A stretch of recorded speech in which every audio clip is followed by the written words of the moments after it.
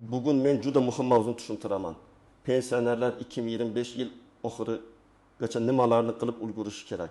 Toki pensiya puli kechikmasin, kamayib qolmasin yoki umuman to'xtab qolmasin. Bu ma'lumot har bir pensionerga, pensioner ota-onasi bor farzandlarga, nogironlik pensiyasi olayotganlarga, boquvchisini yo'qotganlik pensiyasi oluvchilarga va pensiya yoshiga yaqinlashayotgan fuqarolarga tegishli. Hozir videoni oxirigacha ko'ring. Chunki bitta oddiy hujjat, bitta muddat o'tgan karta yoki bitta tasdiqlanmagan ma'lumot sabab odam o'z pulini vaqtida ola olmay qolishi mumkin. Kanalga hozirroq obuna bo'ling, videoga like bosing. Chunki men bunday masalalarni oddiy tilda, amaliy misollar bilan tushuntirib boraman. Oldin ko'p ishlar oddiyroq ko'rinardi. Odam pensiyaga chiqadi, hujjat topshiradi, pensiya tayinlanadi va har oy pulini olib yuradi. Kimdir naqd pul olardi, kimdir bank kartasiga olardi. Ko'p pensionerlar pensiya bir marta tayinlangan bo'lsa, endi hech narsa qilish shart emas deb o'ylaydi. Aslida esa hozir tizimlar ancha raqamlashtirilgan. Ma'lumotlar idoralar o'rtasida solishtiriladi. Bank kartalari muddati, pasport yoki ID karta ma'lumotlari, yashash manzili, ish staji, nogironlik muddati, ishonchnoma, chet elga chiqish holati kabi narsalar pensiya to'loviga bevosita ta'sir qiladi.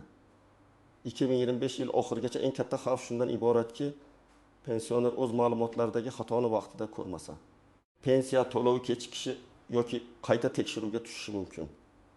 Masalan, bank kartasi muddati tugagan bo'lsa, pul hisoblangan bo'lsa ham karta orqali yechib bo'lmaydi yoki nogironlik muddati uzaytirilmagan bo'lsa. Tegishli to'lov vaqtincha to'xtatilishi mumkin yoki odam boshqa manzilga ko'chib, ro'yxatdan o'tish ma'lumotini yangilamagan bo'lsa, ayrim bildirishnomalar unga yetib bormaydi. Shu sabab men bugun har bir pensioner 2025 yil yakunigacha tekshirishi kerak bo'lgan asosiy masalalarni birma-bir aytaman. Birinchi navbatda yoshga doir pensiya olayotganlar e'tiborli bo'lishi kerak. Agar siz har oy pensiyani olsangiz, demak sizda bank kartasi, shaxsni tasdiqlovchi hujjat, yashash manzili va pensiya ishingizdagi ma'lumotlar tartibda bo'lishi shart. Ayniqsa, pasportingiz ID kartaga almashtirilgan bo'lsa yoki yaqinda familiya, ism, otasining ismi, manzil, telefon raqami o'zgargan bo'lsa, bu ma'lumotlar tegishli tizimlarda to'g'ri aks etganini tekshirtiring. Ikkinchi guruh, nogironlik pensiyasi yoki nogironlik nafaqasi oluvchilar. Bu yerda eng muhim masala nogironlik muddati. Ba'zi holatlarda nogironlik muddatiz belgilanadi, ba'zi holatlarda esa ma'lum muddatga beriladi. Agar muddatli nogironlik bo'lsa va qayta ko'rikdan o'tish vaqti yaqinlashsa, hali vaqt bor deb yurmang.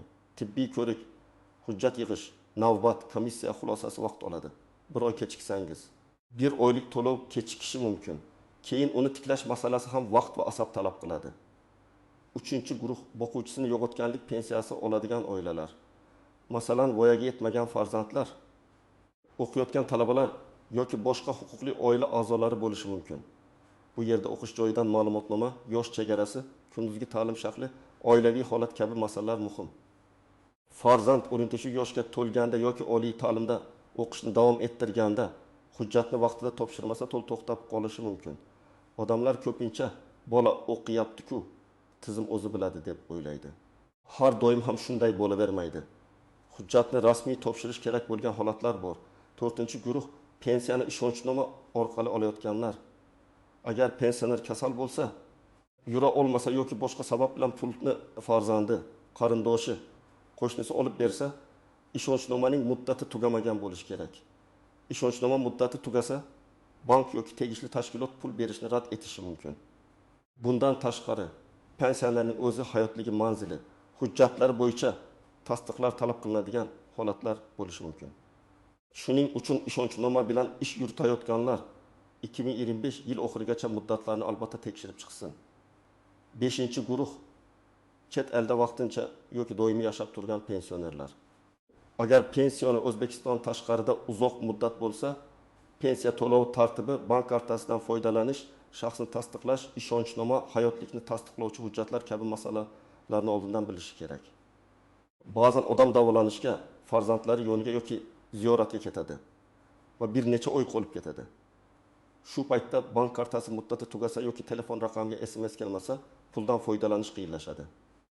Agar sizning bank kartangiz muddati 2026 yil yoki undan keyingi yilgacha amal qilsa, shaxsiy hujjatlaringiz yangilangan bo'lsa, yashash manzilingiz to'g'ri bo'lsa, nogironlik muddatiz belgilangan bo'lsa, pensiyani o'zingiz muntazam olayotgan bo'lsangiz va pensiya ishingizda bahsli holat bo'lmasa, sizda xavf kamroq. Lekin men baribir yil oxirigacha kamida bir marta bank kartangizni, telefon raqamingizni, pensiya tushayotgan hisob raqamini va shaxsiy ma'lumotlaringizni tekshirtirishni maslahat beraman. Chunki muammo ko'pincha odam kutmagan joydan chiqadi. Masalan, Toshkent viloyatida yashovchi bir pensioner kartasini ishlatib yurgan, lekin muddati tugashiga 2 hafta qolganini bilmagan. Pensiya hisoblangan, lekin karta bilan bog'liq muammo sabab pulni ishlata olmagan. Keyin bankka borish, yangi karta chiqarish, eski hisob bilan bog'lash, SMS xabarnomani tiklash kerak bo'lgan. Bu ishlarning o'zi 2-3 kun emas, ba'zan bir haftagacha cho'zilishi mumkin. Agar odam yolg'iz yashasa yoki harakatlanishi qiyin bo'lsa, bu juda katta muammoga aylanadi. Yana bir misol, 67 yoshli pensioner ayol boshqa tumandagi qizining uyiga ko'chib o'tgan, lekin ro'yxat masalasini keyinga qoldirgan. Unga tegishli xabarnoma eski manzilga borgan. O'zi esa bundan bexabar qolgan. Keyin bir masalani aniqlashtirish uchun idoraga chaqirilgani kech bilgan. Natijada pensiya kechikmagan bo'lsa ham ortiqcha yugur bo'lgan. Shuning uchun manzil va aloqa ma'lumotlari juda muhim. Birinchi sabab bank kartasi muddati tugashi. Pensiya bank kartasiga tushsa, kartaning amal qilish muddatini hozirdan qarang. Kartaning old yoki orqa tomonida oy va yil ko'rsatilgan bo'ladi. Masalan, Inbit 25 deb yozilgan bo'lsa, bu karta 2025 yil noyabr oyigacha amal qilishi mumkin. Lekin bank tartibiga qarab, oxirgi kunlarni kutmasdan kamida bir oy oldin almashtirish ma'qul. Agar karta yo'qolgan bo'lsa, PIN kod unutilgan bo'lsa, telefon raqami o'zgargan bo'lsa, bularning hammasini bankda hal qilish kerak. Ikkinchi sabab, shaxsni tasdiqlovchi hujjatdagi muammo. Pasport yoki ID karta muddati, familiya o'zgarishi, tug'ilgan sana yoki ismdagi xatolik pensiya ishiga ta'sir qilishi mumkin. Masalan, hujjatda o'g'li yozilishi, ba'zida boshqa shaklda kiritilishi. Lotin va kiril yozuvidagi farqlar eski pasport seriyasi bilan yangi ID karta raqami tizimda to'liq bog'lanmagan bo'lishi mumkin. Bunday mayda ko'ringan xatolar ba'zan to'lovni aniqlashtirishga olib keladi. Uchinchi sabab, nogironlik yoki ijtimoiy to'lovlar bo'yicha muddatli hujjatlarning yangilanmasligi. Agar tibbiy xulosa muddati tugasa, tizim bu odamning huquqi davom etyaptimi yoki yo'qmi degan savolni ko'radi. Hujjat bo'lmasa, pul to'xtashi mumkin. Keyin odam men axir kasalman, oldin ham olardim dedi. Lekin tizim uchun oldingi holat emas, amaldagi hujjat muhim. To'rtinchi sabab, ortiqcha to'lov va qarzdorlik. Ba'zi pensionerlar ishlayotgan bo'lishi, qo'shimcha daromad olishi, boshqa turdagi nafaqa yoki kompensatsiya olishi mumkin. Ayrim holatlarda bu ma'lumotlar pensiya miqdoriga ta'sir qilmaydi, ayrim holatlarda esa ta'sir qilishi mumkin. Agar noto'g'ri ma'lumot sabab ortiqcha pul to'langan deb topilsa, keyinchalik ushlab qolish masalasi chiqishi mumkin. Shuning uchun davlat bilmasa kerak degan fikr bilan yashash juda xavfli. Bugun ma'lumotlar ko'p joyda elektron almashiladi. 5-sabab, meros, vafot etgan shaxs nomiga pul tushishi yoki oila a'zolari tomonidan noto'g'ri foydalanish. Agar pensioner vafot etsa, bu haqda tegishli tartibda xabar berilishi kerak. Aks holda keyinchalik ortiqcha to'langan summa bo'yicha muammo chiqishi mumkin. Men buni og'ir mavzu ekanini bilaman, lekin oylar bunday masalada ham qonuniy yo'l tutish kerak. Vafot etgan odam nomiga tushgan pulni yechib olish keyinchalik qarz va javobgarlik keltirib chiqarishi mumkin. Men birinchi ish sifatida pensiya tushayotgan bank kartangizni tekshirishni maslahat beraman. Karta qaysi bankdan ochilgan, muddati qachon tugaydi? Karta faolmi, SMS xabarnoma ishlayapti, telefon raqamingiz o'zingizniki yoki farzandingizniki? PIN kodni bilasizmi? Bank ilovasiga kirish imkoningiz bormi? Bularning hammasini aniqlang. Agar pensionerning o'zi smartfondan foydalanmasa, farzandlari yordam bersin. Lekin bu yerda ehtiyot bo'lish kerak. Karta ma'lumotlari, SMS kodlar, PIN kod begona odamga berilmasin. Misol uchun, pensiya 1.200.000 so'm bo'lsin. Karta muddati tugagan pensioner buni bilmaydi. Pul hisobga tushadi, lekin u dorixonadan dori olmoqchi bo'lganda karta ishlamaydi. Endi u bankka borish kerak. Bankda navbat bo'lishi mumkin. Yangi karta tayyor bo'lishi vaqt olishi mumkin. Agar bu holat bayram kunlari yoki dam olish kunlariga to'g'ri kelsa, muammo yanada cho'ziladi. Shu sabab karta muddati tugashini kutmang. oldindan almashtiring. Shaxsni tasdiqlovchi hujjatingizni, pensiya guvohnomangizni, bankdagi ma'lumotlaringizni va yashash manzilingizni bir-biriga solishtiring. Ism, familiya bir xil yozilganmi, tug'ilgan sana to'g'rimi? JSHSH raqami to'g'ri kiritilganmi? Telefon raqami eskirmaganmi? Manzil o'zgarmaganmi? Agar pasportingiz ID kartaga almashtirilgan bo'lsa, bankka va kerak bo'lsa pensiya bo'limiga bu ma'lumot yangilanganini tekshirtiring. Ko'p pensionerlar mening hujjatim davlat bazasida bor-ku deydi. To'g'ri bor. Lekin bazada ma'lumot borligi uning hamma joyda bir xil va xatosiz aks etganini anglatmaydi. Ba'zida bankdagi eski pasport raqami qolib ketadi. Ba'zida telefon raqami o'zgargan bo'ladi, lekin bankda eski raqam turadi. Natijada SMS kod eski raqamga ketadi. Agar eski raqam boshqa odamga berilgan bo'lsa, bu moliyaviy xavfsizlik uchun ham xavfli. 2025 yil oxirigacha men pensionerlarga o'z pensiya miqdorini bir marta qayta tekshirtirishni tavsiya qilaman.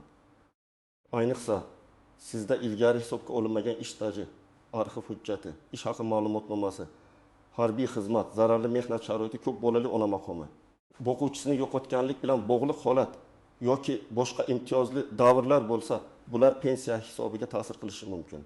Masalan, odam 1990-yillarda bir korxonada 7 yil ishlagan.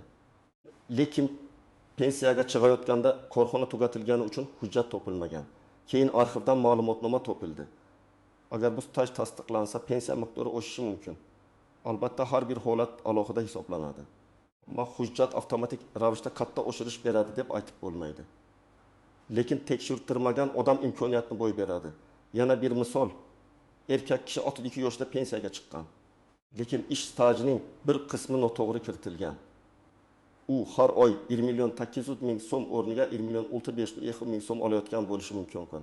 Farq oyiga 700 ming so'm. Bir yilda bu 1 million 800 ming so'm bo'ladi. Bu pensioner uchun katta pul. Shuning uchun mayli, ozgina farq bo'lsa ham demaslik kerak.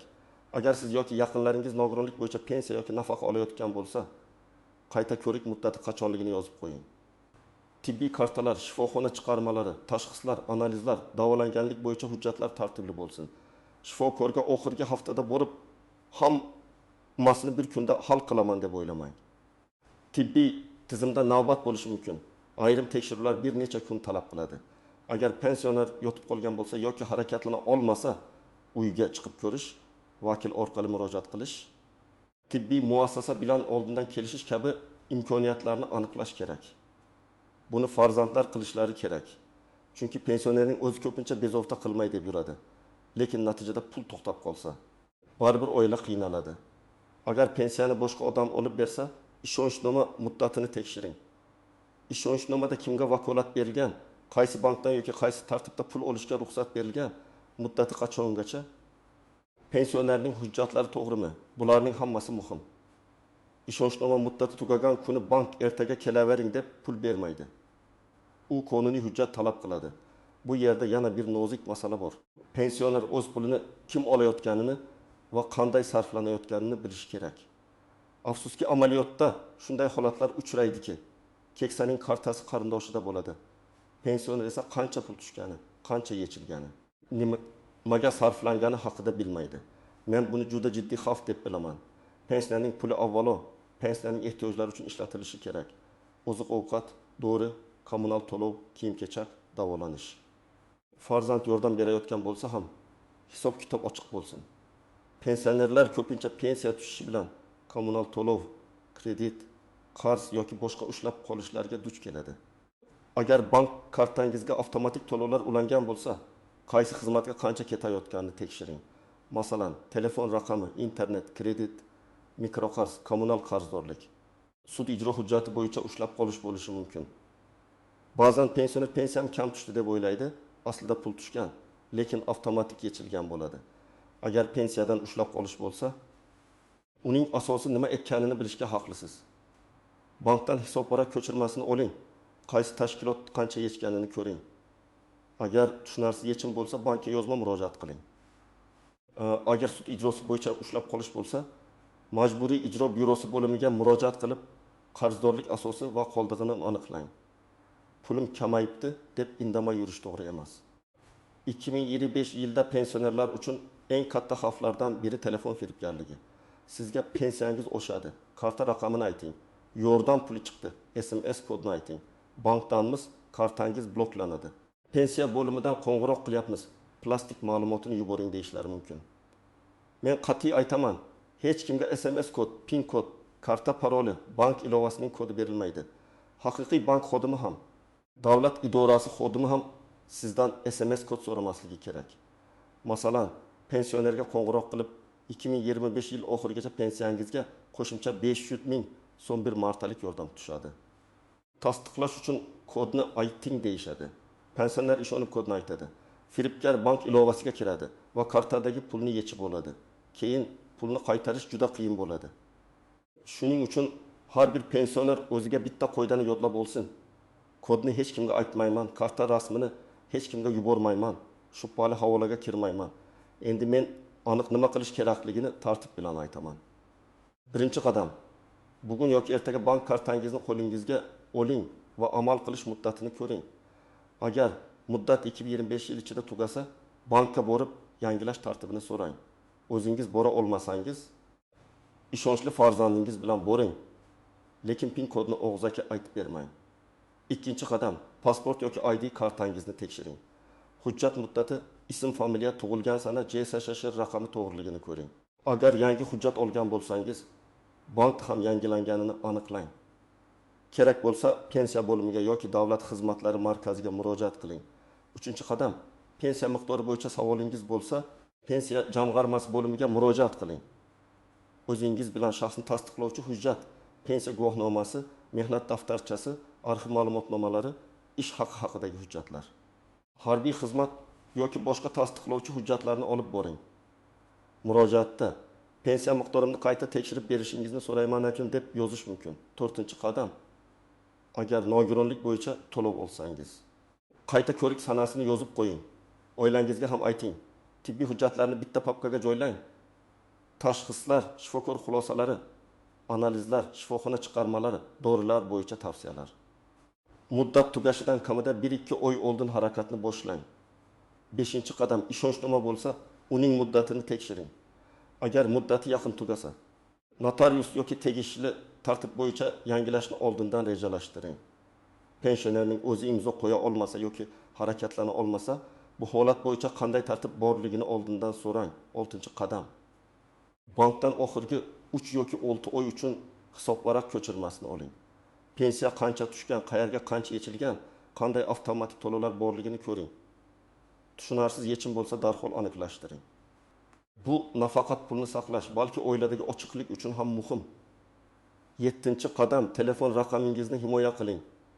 Agar bank kartangizga ulangan raqam eski bo'lsa yoki boshqa odam nomida bo'lsa, bankka borib yangilang. Telefoningizga kelgan SMS kodlarni hech kimga aytmang.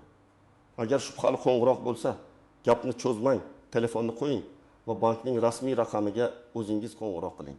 1-nuvonchi, pensiya kechiksa, darhol vahima qilmang, lekin indamay ham kutmang. Avval bankdan pul tushgan-tushmaganini tekshiring. Agar bankda pul ko'rinmasa, pensiya bo'limiga murojaat qiling. Agar pul tushgan lekin yechib bo'lmayotgan bo'lsa, muammo bank kartasi yoki hisobda bo'lishi mumkin. 2-nuvonchi, pensiya o'sishi haqida eshitganingizda hamma uchun bir xil miqdor bo'ladi deb o'ylamang. Pensiya miqdori turli omillarga bog'liq. Staj, ish haqi, pensiya turi, qo'shimcha to'lovlar, indeksatsiya, imtiyozlar. Qo'shningizga ko'proq tushgani sizga ham aynan shuncha tushadi degani emas. Lekin farq juda katta bo'lsa tekshirdirish kerak. 3-nuvonchi, hujjatni og'zaki topshirdim deb hisoblamang. Har qanday muhim murojaatda ariza raqami, qabul qilingan sana yoki tasdiq bo'lsin. Agar idoraga borsangiz, qaysi hujjatlarni topshirganingizni yozib oling. Keyin men bergandim degan gapni isbotlash qiyin bo'ladi. 4-nuvonchi, pensioner chet elga ketayotgan bo'lsa, kartaning ishlashi, muddatini, telefon raqamiga roaming kerakmi? Bank ilovasi ochiladimi? Ishonchnoma zarurmi? Bularni ketishdan oldin hal qilsin. Chet elda turib bankka kelishning iloji bo'lmaydi. Ishonchnoma rasmiylashtirish ham murakkablashadi. 5-nuvonchi, farzandlar ota-onasining pensiya masalasini oxirgi kunga qoldirmasin. Keksalar ko'pincha hammasi joyida deydi. Lekin hujjatni ko'rsangiz, karta muddati tugayotgan, telefon raqami eskirgan, pensiya miqdori bo'yicha savol bor. Kommunal qarz avtomatik yechilayotgan bo'lishi mumkin. Oyiga bir marta ota-onangiz bilan o'tirib, tushum va xarajatlarni ko'rib chiqing. Bu nazorat emas, bu himoya. Men bugun aytgan asosiy fikr shuki, 2025 yil oxirigacha pensionerlar o'z bank kartasini, shaxsiy hujjatlarini, yashash manzilini, telefon raqamini, nogironlik yoki boshqa muddatli hujjatlarini, ishonch numarasini va pensiya miqdorini albatta tekshirib qo'yish kerak. Pulni yo'qotmaslik uchun eng yaxshi yo'l muammo chiqqandan keyin yugurish emas. Muammo chiqishdan oldin tayyor turishdir. Agar siz pensioner bo'lsangiz, bugunoq kartangiz muddatini ko'ring. Agar ota-onangiz pensioner bo'lsa, ularga yordam bering. Izohlarda yozing. Sizda pensiya kechikishi, karta muddati, hujjat xatosi yoki qayta hisoblash bo'yicha muammo bo'lganmi? Tajribangiz boshqalarga foyda bo'lishi mumkin. Videoga like bosing. Kanalga obuna bo'ling va bu videoni pensioner yaqinlaringizga yuboring. Chunki bitta vaqtida qilingan tekshiruv odamni katta pul yo'qotishdan saqlab qolishi mumkin.